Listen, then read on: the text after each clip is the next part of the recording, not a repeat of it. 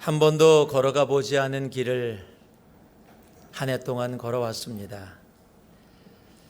참 아무도 상상하지 못했던 시간들을 우리들이 지나오면서 참 많은 것들을, 새로운 것들을 경험해 왔고 또 지금 경험하고 있습니다. 누가 알았습니까? 이렇게 마스크 쓰고 예배 드릴지. 네.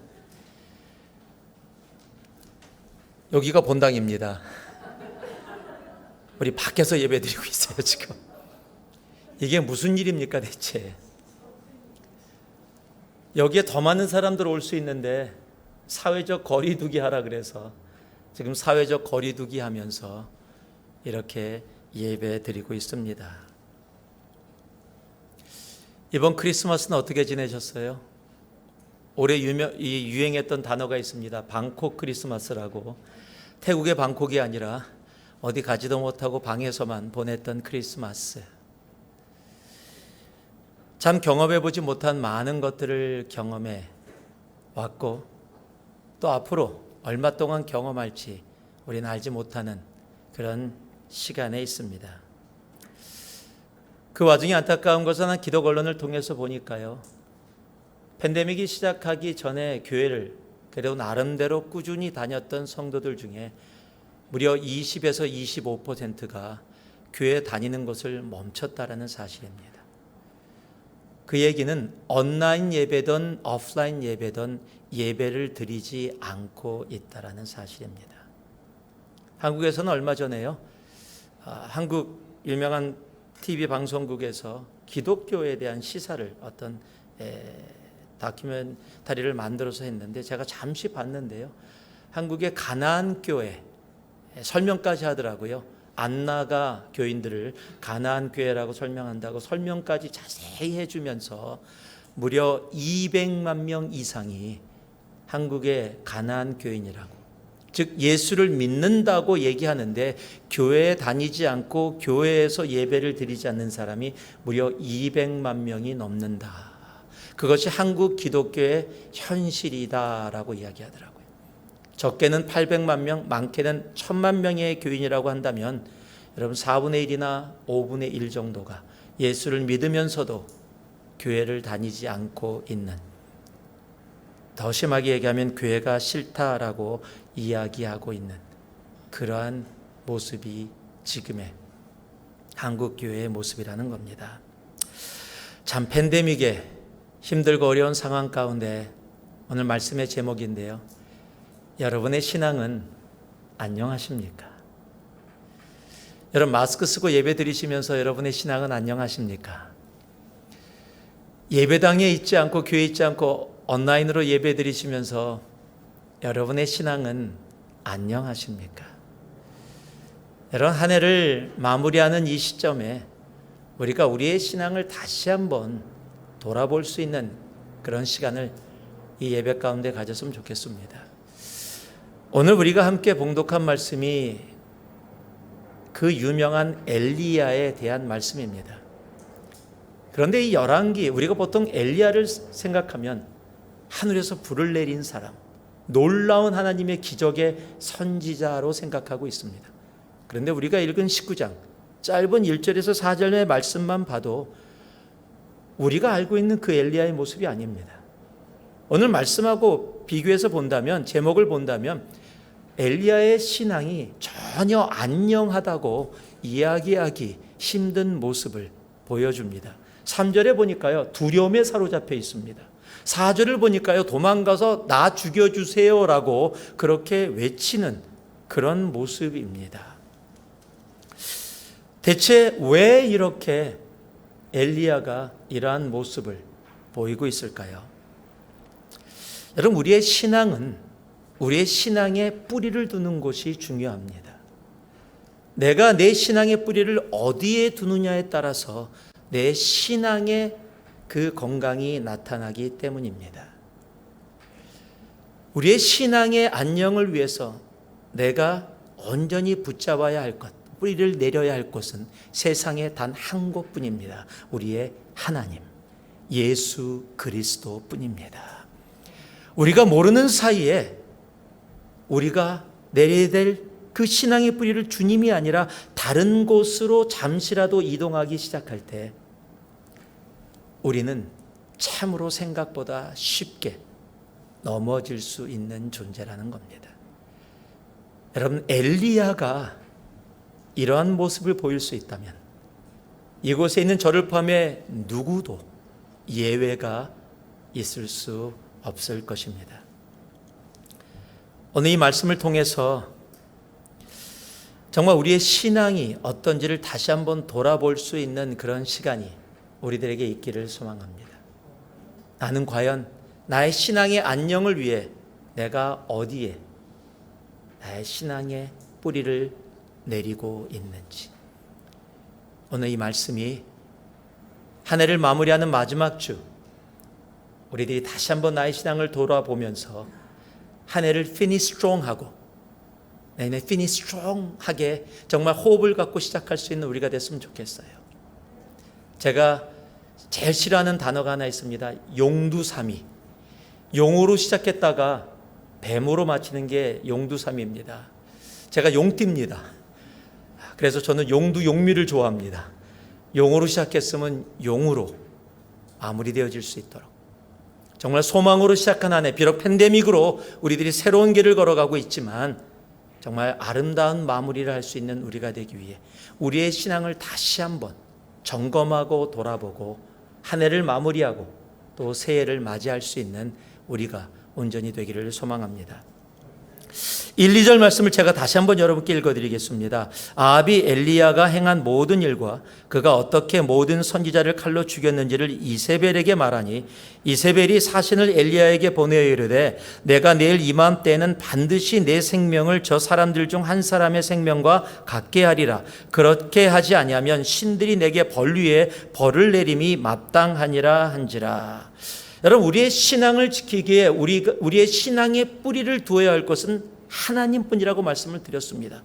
그런데 우리가 너무도 자주 우리의 삶에 일어나는, 우리의 삶에 우리가 너무도 좋아하는 표적에 우리의 신앙의 안녕을 맡길 때가 있습니다.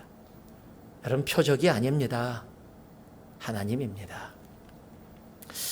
엘리야가 850대 1에 싸움을 했습니다. 여러분, 850대 1. 그런데 그곳에서 엄청난 승리를 합니다. 하늘에서 불이 내려져 물로 덮여있던 제단을 다 태웁니다.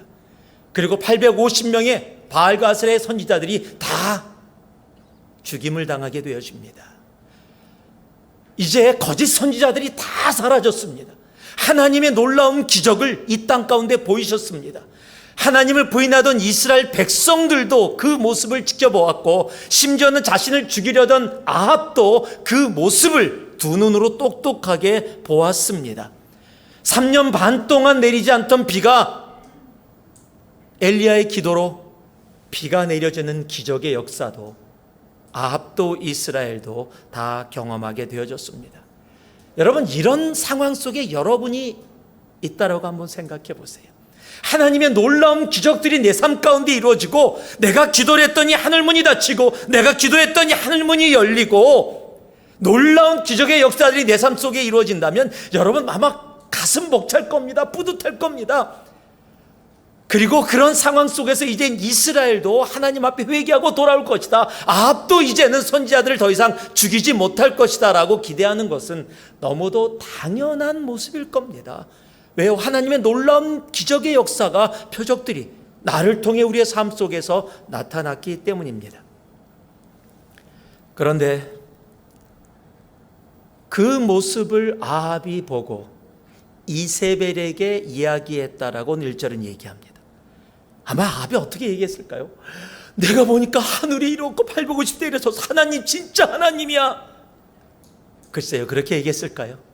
성경은 분명히 아합이 엘리야가 행한 모든 것을 이세벨에게 얘기했다고 이야기해요. 이세벨이 그 이야기를 들었습니다. 그럼 이세벨도 놀라서 하나님이 두렵다, 더 이상 나쁜 짓 하지 말아야지, 보통 그렇게 상상을 하게 될 텐데 오늘 말씀을 보니까 뭐라고요? 이세벨의 반응이 엘리야를 더 죽이려고 합니다. 내가 맹세한다, 내가 너를 죽이지 못하면 신들이 나를 버려도 좋다라고 맹세까지 하면서 엘리야를 죽이겠다고 합니다. 여러분, 우리가 꼭 기억해야 할 것이 있습니다. 여러분, 우리의 신앙의 안녕, 올바른 정말 신앙을 위해서 뿌리내려야 할 것은요, 우리의 삶 가운데 일어나고 있는 표적과 기적이 아니라는 사실입니다. 여러분, 신앙생활의 성장과 성숙은 내 삶에서 기적과 표적을 많이 경험했다고 이루어지는 것이 아닙니다. 여러분, 아합 왕처럼요, 자기 눈으로 그 기적과 표적을 봤음에도 불구하고 변하지 않는 사람들이 세상에는 많습니다. 이세벨처럼 그 사실을 듣고도 더 악해지는 사람들도 있다라는 사실입니다. 그러게 우리의 신앙의 안녕은요, 표적을 구하는 신앙이 아니라 예수님과 그의 말씀 위에 온전히 서 있는 신앙이어야 합니다. 누가복음 16장에 보면은요, 우리가 잘 아는 부자와 거지 나사로의 이야기가 나옵니다. 둘 다 죽었습니다. 부자는 지옥에 갔고 거지 나사로는 천국에 갔습니다. 근데 지옥에서 거지 나사로가 보이는 거예요. 자기가 지옥에 와 있으니까 너무 안타까워서 하나님께 부탁을 합니다. 거지 나사로를 다시 세상에 보내서 내 형제 내 가족들 좀 이 지옥에 오지 않게 그렇게 좀 얘기 좀 해주세요 라고 사정을 합니다. 그때 주님께서 말씀하신 것이 누가복음 16장 31절에 기록되어 있습니다. 이르되 모세와 선지자들에게 듣지 아니하면 비록 죽은 자 가운데서 살아나는 자가 있을지라도 권함을 받지 아니하리라 하였다 하시니라. 무엇입니까? 신앙은 표적이 아니라는 겁니다. 죽었다 살아나서 이야기 되어진다고 해서 그래서 이루어지는 것이 아니다라고 이야기하는 겁니다. 여러분, 표적은요, 잠시입니다. 여러분, 예수님도 당시에 수많은 기적과 표적을, 기사를 행하셨습니다. 수많은 사람들이 그곳에 영향을 받았고 도움을 받았고 병을 고침받았고 심지어는 죽음에서 일어났고 그리고 많이 따랐습니다.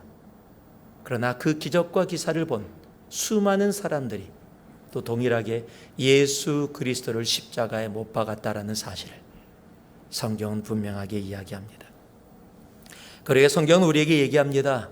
요나의 표적, 즉 십자가의 표적 외에는 우리 주님이 우리에게 보이실 것이 없다라고 이야기합니다.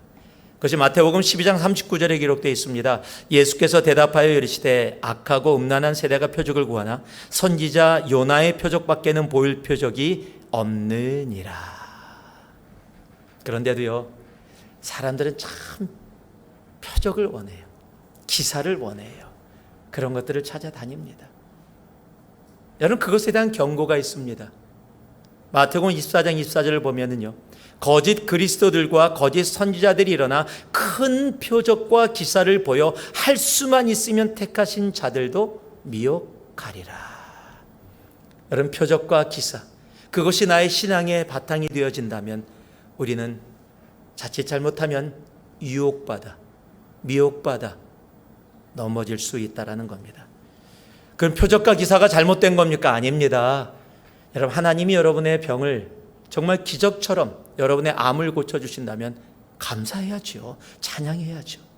여러분이 누구에게 손을 얹어 기도했더니 그 사람의 병이 낫다. 여러분, 하나님께 영광 돌리십시오. 감사하십시오. 세상이 포기했는데 기도했더니 한 가정이 여러분의 기도 가운데 다시 회복되어졌다. 여러분, 하나님께 감사하십시오. 여러분, 표적과 기사가 잘못된 것이 아닙니다. 여러분의 삶 속에 표적과 기사가 일어나고 있다면 그것은 할렐루야 영광 돌릴 귀한 일들입니다. 그러나 그 표적과 기사에 여러분의 믿음을 걸지는 마십시오. 여러분의 믿음을 걸 수 있는 표적은 십자가 하나뿐입니다. 여러분, 한 해를 마무리하면서요, 우리들이 다시 한번 우리의 신앙의 뿌리를 어디에 두고 있는지, 내가 내 삶 속에 일어나는 어떤 일들을 바라보고 하나님, 대체 왜 내 기도 가운데 이런 일 안 이루어지나요? 누구는 이랬다는데 이렇게 안 이루어지나요? 라고 이야기하는 우리의 모습이 아니라, 하나님, 팬데믹 가운데 지치고 힘들고 아무것도 이루어지지 않는 것처럼 느낀다 할지라도, 하나님, 나는 십자가 하나, 주님께서 우리를 위해서 피 흘려 돌아가신 그 십자가 위에만 나의 믿음의 뿌리를 온전히 두겠습니다. 여러분, 그것이 온전히 내 삶 속에 신앙의 안녕을 가져오는 단 하나의 길입니다. 세상의 표적을 따라다니는 신앙이 아니라 십자가만을 바라보고 십자가 위에만 나의 신앙의 믿음의 뿌리를 내리는 그런 우리가 되어져 한 해를 정말 finish strong으로 마무리하고 새롭게 새해를 맞이할 수 있는 우리 모두가 되길 주님의 이름으로 축복합니다. 또한 우리가 신앙의 안녕을 두어야 할 것은요, 우리의 삶에 일어나는 형편이 아니라 하나님이라는 사실입니다. 형편이 아닙니다. 여러분 3절 말씀을 보니까요, 그가 이 형편을 보고 일어나 자기 생명을 위해 도망하여 유다에 속한 부엘세바에 이르러 자기 사환을 그곳에 머물게 하고, 그가가 누굽니까? 엘리야입니다. 엘리야가 이 형편을 보고 일어나라고 돼 있어요. 대체 이 형편이 무슨 형편이기에 천하의 엘리야가 이 형편을 본 다음에 두려움에 사로잡혀서 도망을 가서 나 죽여주세요라고 얘기하는 그런 상황이 되었나? 이 형편이 어떤 형편인가? 여러분, 이 형편 아주 간단합니다. 이 말씀 보면 다 알죠. 2절에 뭐요? 이사벨이 죽이겠다는 형편입니다. 아니, 누가 나를 죽이겠다고, 그것도 한나라의 여왕이 죽이겠다고 하면 이 형편은 정말 무서운 형편이네요 라고 이야기할 수 있을 겁니다. 그런데요, 그게 아니라는 사실이에요. 여러분, 이건 새로운 게 아니에요. 여러분이 열왕기상을 읽다 보면은요, 처음서부터 수년 전부터 아합과 이사벨은 하나님의 선지자들을 죽여왔고 또 죽이려고 찾고 있었고, 엘리야도 그 중에 한 사람이었어요. 이미 생명의 위협은 오래전부터 받아왔습니다. 그런데 이제 와서 이 형편을 보고 대체 엘리야가 왜 이러는 겁니까? 여기에 형편을 보고라고 한국말로 번역이 되어져 있는데요, 영어로는 이 부분이 번역이 안 되어져 있습니다. 그런데 여러분이 히브리어로 들어가면 이 형편을 보고라는 단어가 단 한 단어로 기록이 되어 있는데, 그게 우리들이 잘 아는 히브리어 중에 하나입니다. 라아라는 단어입니다. 이 라아라는 단어는 보다라는 심플하게 번역을 한다면 그렇게 기록되는 단어인데, 이 본다라는 의미가 내가 육체적인 눈으로 보는 것을 이야기하는 것이 아니라 내가 깊이 생각한다, 내가 삶으로 경험한다, 묵상한다, 그래서 내 마음에 담았다라는 의미를 갖고 있어요.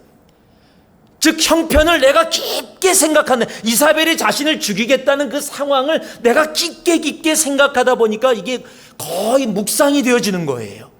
묵상이 되어지면서 엑기스가 내 가슴에 담겨지게 되어지는 것, 여러분, 그것이 형편을 보고라고 이야기 되어졌다는 거예요.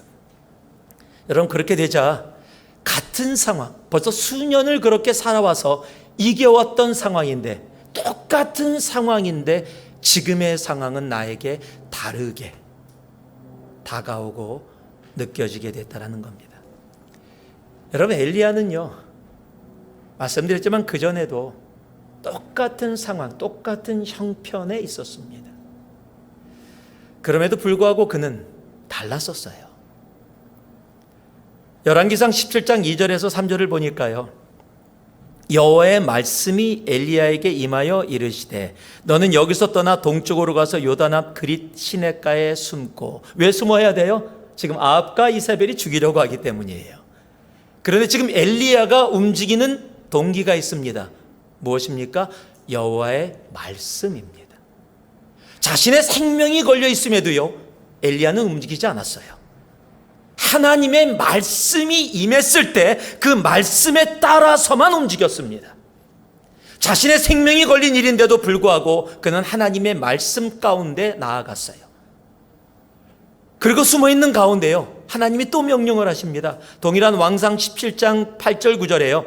여호와의 말씀이 엘리야에게 임하여 이르시되 너는 일어나 시돈에 속한 사르밧으로 가서 거기 머물라. 내가 그곳 과부에게 명령하여 내게 음식을 주게 하였느니라. 여러분, 지금 밥 먹으라고 엘리야 이곳에 보냈습니까? 여러분, 엘리야와 사르밧 과부의 이야기 알 겁니다. 죽으려고 했던, 모든 것 좌절하고 낭망하고 죽으려고 했던 그 과부, 그 가족을 구원케 되어지는 놀라운 일이 이때 이루어집니다. 여러분, 그 사역, 내가 지금 죽게 생겼는데 도망가고 있음에도 불구하고 하나님의 사역 가운데 순종으로 나아가게 되었던 엘리야, 하나님의 말씀이 임하였더니 그렇게 움직여집니다. 여러분, 하나님의 말씀에 따라서요, 아합, 자기를 죽이려는 아합 앞에도 당당하게 섰던 사람이 엘리야입니다. 열왕기상 18장 1절 2절을 보니까요, 많은 날이 지나고 제3년에 여호와의 말씀이 엘리야에게 임하여 이르시되 너는 가서 아합에게 보이라. 내가 비를 지면에 내리리라. 엘리야가 아합에게 보이려고 가니 그때 사마리아의 기근이 심하였더라. 이렇게 모든 형편 중에서도요, 하나님의 말씀에 의해서 움직였던 엘리야인데, 오늘 우리가 함께 봉독한 19장 1절에서 4절을 보면은요, 하나님의 말씀이 임했다는 얘기가 전혀 기록되어 있지 않습니다. 그런데 먼저 일어나서 도망하기 시작합니다. 하나님의 말씀만 나아할 때는, 가슴에 담았을 때는 여러분 형편이 아무 문제가 되지 않았었어요. 그런데 형편을 나아하고 그 형편을 내 가슴에 담아버리니까 그 형편이 나를 움직이기 시작합니다. 하나님의 말씀을 나아할 때는 하나님의 말씀이 나를 움직였는데, 내가 형편을 나아하니까 형편이 나를 움직이기 시작했다라는 사실입니다. 하나님으로만 가득 찼던 엘리야가 이제는 이세벨로 가득 차게 된 겁니다. 하나님의 자리에 이세벨이 들어온 겁니다. 그랬더니 어떤 일이 벌어져요? 이세벨의 말이 하나님의 말씀보다 더 엘리야에게 무게 있게 다가가는 겁니다. 여러분, 형편이 나아되어지니까 그 형편 가운데 있었던 그 말들이, 그 현실이 하나님의 말씀보다 내 삶에 더 큰 영향을 미치기 시작했다라는 사실입니다. 여러분, 우리의 삶 속에 내가 하나님을 나아하지 않고, 하나님의 말씀을 나아하지 않고 이 팬데믹이라는 상황을 나아하기 시작하잖아요. 그러면 이 팬데믹이요, 하나님의 말씀보다 내 삶에 더 큰 영향을 미쳐요. 팬데믹 때문에, 이 상황 때문에, 이 물질 때문에, 이 현실 때문에 이 형편이 나를 주장하기 시작한다라는 사실입니다. 여러분, 신약에도 그런 사람이 있었어요. 베드로. 예수님이 자신의 십자가의 죽음을 이야기하니까 앞에 서서 예수님을 혼내는 것처럼, 예수님 그러면 안 됩니다. 돌아가시면 안 됩니다. 그러나 예수님이 죽으셔야 한다면 내가 그 죽음의 자리에도 함께 있겠습니다. 예수님이 감옥에 갇히신다면 내가 감옥의 자리에도 같이 가겠습니다. 그리고 그 약속을 지키기 위해서요, 겟세마네 동산에서, 지금 일들이 벌어지니까요, 칼을 뽑아서 예수님을 잡으러 왔던 하인 중에 하나 말고의 귀를 잘라버립니다. 그런데 예수님이 결국 순순히 유대인들과 로마 사람들에게 잡혀갑니다. 그랬더니 갑자기요, 예수님이 사라지고 세상이, 유대인들이, 로마 병정이 베드로의 마음에 크게 자리를 잡습니다. 나타난 현상이 뭡니까? 그렇게 외쳤던, 두려움이 없다고 외쳤던 베드로가 멀찌감치 쫓아갑니다. 계집종이 너 예수하고 함께 있었지? 아니. 세 번째는 저주하며 그 사실을 부인합니다. 혹시 팬데믹에 여러분의 삶 속에 하나님의 말씀보다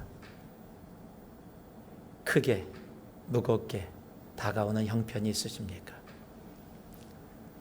물질이 이 상황 속에서 여러분의 형편이 되어져서 여러분의 삶에 예수님의 말씀보다 더 큰 영향력을 끼치고 계시지는 않습니까? 지금 내가 겪고 있는 가정 가운데 어려운 문제가 하나님의 말씀보다 더 큰 무게로 혹시 여러분의 삶에 형편이 되어져서 여러분을 움직이고 계시지는 않으십니까? 여러분은 무엇을 나아하고 계십니까? 형편을 보고 계십니까? 예수를 보고 계십니까? 우리가 눈을 들어 예수를 보기 시작할 때 여러분, 어떠한 형편도 우리를 주장할 수 없습니다. 내가 예수 그리스도에게서 눈을 떼서 형편을 나아가기 시작할 때 여러분, 아무리 조그마한 형편이라도 내 가슴에 자리 잡기 시작하면 여러분, 그것이 훨씬 더 예수 그리스도의 말씀보다 더 나를 주장하게 되어진다는 사실을 잊어서는 안 됩니다. 눈을 들어 하나님만을 나아하며 예수 그리스도만을 나아하며 그리스도만 내 가슴에 담고 살아갈 때 우리의 신앙이 안녕하다라고 말할 수 있게 되어지는 겁니다. 이 팬데믹 가운데 혹이라도 나도 모르는 사이에 어떠한 형편이든 내 마음에 자리 잡고 있는 것들이 있다면 오늘 그거 다 내려놓으세요. 우리가 나아야 할 것은, 우리의 마음에 담아야 할 분은 단 한 분, 예수 그리스도, 하나님의 말씀 외에는 없습니다.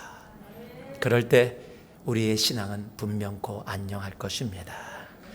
마지막으로요, 세 번째, 우리가 신앙의 안녕을 두어야 할 것은 하나님이지 잠시 그늘을 줄 수 있는 로뎀 나무가 아니라는 사실입니다.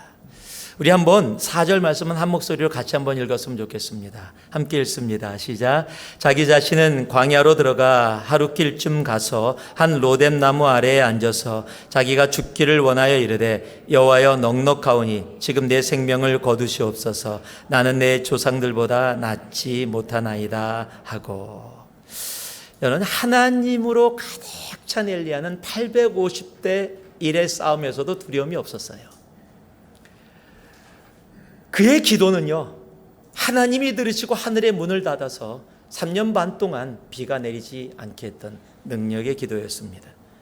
그랬던 그가요, 이세벨로 가득 차서 두려움 때문에 지금 죽기를 원하고 있습니다. 나 죽여주세요. 여러분, 18장에 불을 내려 주옵소서 외쳤던 엘리야가 19장에 와서 나 죽여주세요. 이건 너무 극과 극입니다. 지금 여러분, 그런 모습이 지금 엘리야의 모습이 되어진 거예요.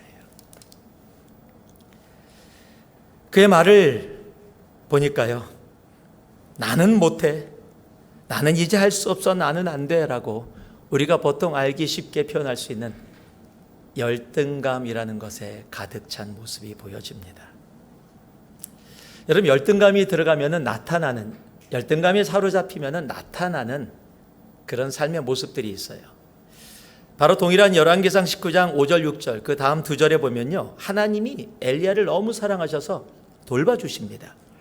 로뎀나무 아래에 누워 자더니 천사가 그를 어루만지며 그에게 이르되 일어나서 먹으라 하는지라. 본즉 머리맡에 숯불에 구운 떡과 한 병 물이 있더라. 이에 먹고 마시고 다시 누웠더니. 하나님은 힘을 주기 위해서 먹게 하시고 다시 일어나게 하시고, 그것도 떡도요, 숯불에 구웠어요. 숯불구이입니다. 예, 숯불에 구워서 맛있게 먹게 해주려고 다 줬는데 그거 먹고 다시 누워요. 왠지 아십니까? 의욕이 사라졌기 때문에 그래요. 여러분, 세상을 피하고 싶어져요. 열등감은요, 무서운 병입니다. 하고 싶지 않아져요. 의욕이 없어요. 그냥 될 대로 되라. 그냥 이렇게 살다 죽게 내버려둬. 나는 안 돼. 나는 해도 안 돼. 거봐, 안 된다 그랬잖아. 하기 싫어. 여러분, 열등감이 무서운 이유는요, 여러분 꼭 잘 들으세요. 열등감은 자기가 가지고 있는 것을 보지 못하게 하고요, 없는 것만 보게 하기 때문이에요. 열등감은 자기가 가지고 있는 거 보지 못하게 하고요, 없는 것만 봐요. 난 이거 없어. 와, 나는 정말 남편 복도 없지. 나는 왜 이렇게 돈이 없어? 나는 왜 이렇게 키가 작아? 나는 왜 이렇게 생겼어? 나는 왜 이걸 못해? 그냥 없는 것만 골라서 봐요. 또요, 열등감은요, 지금까지 좋았던 것보다 힘들었던 것에만 집중하게 해요. 보통 뭐래, 부부싸움 할 때도 그래요. 당신이 나한테 잘해준 게 뭐 있어? 여러분, 잘해준 게 있었기 때문에 결혼한 거 아니에요? 그런데요, 그렇게 빠지면요, 잘해준 게 없는 거예요. 내 인생은 하나도, 내 인생은 쓸모없어, 나는 불행해, 이렇게 생각하게 하는 것이 바로 열등감이라는 거예요. 결국엔 그래서요, 자기 자신의 존재를 부정하게 만듭니다. 지금 엘리야는요, 하나님의 부르신 선지자 아닙니까? 쉽게 얘기하면요, 나 이제 선지자로 사는 거 싫어요 라고 얘기하고 있는 거예요. 나 이제 하나님이라고 싶지 않아요. 한번 우리에게 적용해 볼까요? 하나님, 나 크리스찬 되는 거 너무 힘들어요. 나 크리스찬 안 하고 싶어요. 나 크리스찬 예수 안 믿었을 때가 더 편했던 것 같아요. 나 예수 믿는 거 너무너무 힘들어요. 이렇게 얘기하고 있다라는 겁니다. 그렇게 될 때 또 나타나는 모습이 있어요. 바로 비교하는 겁니다. 내 조상보다 못하나이다. 이게 열등감에 빠지면은요, 비교예요. 왜 나는 남편 복이 없어요? 라 끝나지 않아요. 하나님, 저 옆집 봐요. 이 집사 봐요. 김 집사 봐요. 남편이 저렇게 잘해주는데 나는 대체 뭐예요? 나는 식모예요. 식모 집에서. 나는 밥순이에요. 그냥 반반 해주고 빨래만 해주는 사람이에요. 하나님, 나는 뭐예요? 나는 그냥 기계예요. 돈 벌어오는 기계예요. 나는 아무 존재도 아니에요. 아니, 저 사람은 기도하는 것보다 다 응답받는 것 같은데 하나님, 내 기도는 왜 안 들어주세요? 다른 사람 기도는 다 들어주면서. 여러분, 비교도 영적으로 해요.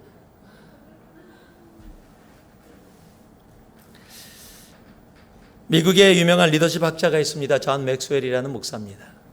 그 목사님이 썼던 글에 이런 게 있어요. 한 번은 어떤 복면을 쓴 강도가 어떤 사람의 길을 가로막고 서 있었습니다. 그 강도는 계속 자기의 앞길을 방해하고 괴롭혔습니다. 그래서 도대체 이 인간이 누구인가 하고 복면을 벗겨보았더니 글쎄 바로 자기 자신이더랍니다. 이 존 맥스웰 목사님이 뭐라고 해요? 이 복면이 바로 자신의 열등감이라는 겁니다. 여러분, 열등감을 쓰고 있으면요, 열등감을 갖게 되면 자기 자신을 자기가 길을 막아요. 자기가 하고자 하는 것을 다 막아버립니다. 그래서 절망하고 좌절하게 됩니다. 외모 열등감을 가질 수 있고요, 직업 열등감, 학벌 열등감, 경제적 열등감, 뭐든지 열등감 가질 수가 있습니다. 그런 것들은 우리의 성장을 막게 됩니다. 그러면 열등감에서 벗어날 방법이 있나요? 있습니다. 여러분, 고린도후서 4장 7절에 기록되어 있어요. 자, 이 말씀도 같이 한번 읽어보기 원합니다. 고린도후서 4장 7절 말씀입니다. 함께 읽습니다. 시작. 우리가 이 보배를 질그릇에 가졌으니 이는 능력이 심히 큰 것이 하나님께 있고 우리에게 있지 아니함을 알게 하려 함이라. 여러분, 열등감에서 벗어나는데 역설적이에요. 그게 뭐냐면 내가 질그릇이라는 사실을 인정하는 겁니다. 여러분, 그릇 중에 나무 그릇도 아니고 은 그릇도 아니고 금 그릇도 아니고 질그릇은 가장 낮은 그릇이에요. 그냥 쓰다가 떨어뜨리면 바로 깨져버릴 수 있는 게 질그릇입니다. 아주 흔하면서도 별거 아니면서도 약한 존재예요. 그런데 내가 아무것도 아닌데, 아니 그게 무슨 열등감에서 벗어나는 일이에요? 그런데 그 아무것도 아닌 쓸모없다라고 생각하는 그 질그릇에 보배 예수 그리스도가 담겼을 때, 여러분, 거기에 우리의 가치가 있는 겁니다. 여러분, 이게 믿음의 역설이에요. 이게 신앙의 역설이에요. 여러분, 내가 잘나서 열등감에서 벗어나는 게 아니라 나는 다 할 수 있어, 나는 잘났어, 나는 잘생겼어, 나는 키가 커, 나는 똑똑해. 여러분, 그런 것으로 열등감을 벗어나는 게 아니라는 거예요. 나는 아무것도 할 수 없는 존재인데, 나는 질거와 같이 쓸모없는 존재인데, 그럼에도 불구하고 하나님이신 예수님이 십자가에 죽기까지 사랑하셔서 내 삶 가운데 들어오시고 질그릇 같은 나에게 함께 동행하시고 영원토록 함께 하시는 것, 여러분, 거기에 우리의 가치가 온전히 있다라는 겁니다. 그럴 때 주님께서 우리에게 말씀하시는 거예요. 너는 택한 족속의 왕 같은 제사장이다. 여러분, 세상에서 세상의 밸류로 열등감에서 벗어나는 것이 아니라 바로 예수 그리스도로, 나는 질그릇인데 예수님이 함께 계시기에 능력의 힘이 큰 것이 바로 내 안에 역사하시는 예수께 있음을 온전히 인정하고 고백할 때, 여러분, 거기서 나는 당당하게 나아갈 수 있게 되어지는 겁니다. 말씀을 마무리하겠습니다. 우리가 알아왔던 갈멜산의 엘리야, 그리고 오늘 바로 그 다음 장인 열왕기상 19장의 엘리야, 이 모습은 너무 극과 극의 모습입니다. 우리는 생각할 수 있을 거예요. 대체 어떤 모습이 진짜 엘리야인가요? 여러분, 둘 다 진짜 엘리야입니다. 다만 순간 내가 어디에 나의 신앙의 안녕을 내려놓느냐에 따라 18장에서 19장으로 얼마든지 변할 수 있는 것이 엘리야고, 또 그것이 지금을 살아가고 있는 우리들이라는 사실입니다. 저도요, 하루에 몇 번이고 18장과 19장을 왔다 갔다 할 때가 많이 있어요. 여러분, 목사로서요, 제가 말씀을 전하고 성경 공부를 가르치고 섬기고 그 모습에서 영혼이 변화되어지고 영적으로 성장하는 모습을 보면요, 너무 즐거워요. 너무 기뻐요. 할렐루야, 성주찬 정말 언제든 외칩니다. 막 거의 18장의 갈멜산의 엘리야 모습이에요. 할렐루야. 그런데요, 밤새도록 말씀 준비하고 고민하고 고통하고 그냥 말씀 가운데 하고 선포하고 공부 가르쳤는데도 죽어라고 안 변해요. 더 나빠지는 것 같아요. 10년 동안 제 말씀 들었는데 변하지 않는 것 같아요. 그럼 어느 날은요, 정말 좌절돼요. 내가 이 일을 해야 되나? 이게 무슨 소용이 있지? 이거 해도 아무것도 안 되는데 대체 내가 해서 뭐해? 여러분, 18장에서 19장은 그렇게 먼 거리가 아니에요. 어찌 보면 굉장히 가깝습니다. 그러기에 오늘 한 해를 마무리하면서 우리의 신앙을 다시 한번 돌아볼 수 있기를 소망합니다. 내가 열왕기상 18장에 있다면 정말 할렐루야. 그러나 나도 모르는 사이에 내가 열왕기상 19장의 모습을 조금이라도 갖게 되어져 있다면 오늘 다시 회개하고 돌이켜서 18장으로 다시 나아갈 수 있는 우리가 되기를 소망합니다. 우리의 신앙의 안녕은 내 삶 속에 이루어지는 표적에 있지 않다는 것을 기억하시기 바랍니다. 우리 신앙의 안녕은 내 삶에 라되어지는 지금 내가 지나가고 있는 형편이 아니라는 사실입니다. 여러분, 로뎀나무 아래서 나 죽여줘야 하는 그 모습도 아니라는 거예요. 비록 힘들고 어렵지만 내가 850명을 상대해야 되지만 갈멜산 위에 서 있는 그 모습이 바로 하나님이 우리에게 원하시는 진정한 신앙의 모습이라는 사실을 다시 한번 기억할 수 있기를 소망합니다. 그럴 때 정말로 하나님께서 2020년 이 안에 비록 팬데믹으로 힘들었지만 아름다운 마무리 그리고 소망으로 2021년을 맞이할 귀한 신앙의 모습을 우리들에게 허락해 주실 겁니다. 안녕하시기 바랍니다. 여러분의 신앙 안녕 빠이 얘기하는 거 아니에요. 안녕 평안하시기 바랍니다. 우리 옆에 분들에게 한번 눈을 마주 보면서 당신의 신앙은 안녕하신가요? 한번 물어봐 주시죠. 우리 온라인에 계신 분들에게는 제가 묻습니다. 여러분의 신앙은 안녕하신가요? 그 질문에 믿음의 답을 온전히 알 수 있는 우리가 되기를 주님의 이름으로 축복하고 또 축복합니다. 기도하겠습니다. 사랑의 아버지 하나님, 한 해의 마지막 주일 팬데믹이라는 정말 이해할 수 없는 시간을 우리들이 보내왔지만 다시 한번 이 시점에 우리의 신앙을 돌아보기를 소망합니다. 팬데믹 때문에 흔들리는 신앙이 아니라 팬데믹일지라도 아버지 하나님 온전히 굳건히 서 있는 신앙의 모습으로 서 있는 우리 모두 되게 하여 주시옵소서. 감사드리며 예수님 이름으로 기도 올리옵나이다. 아멘.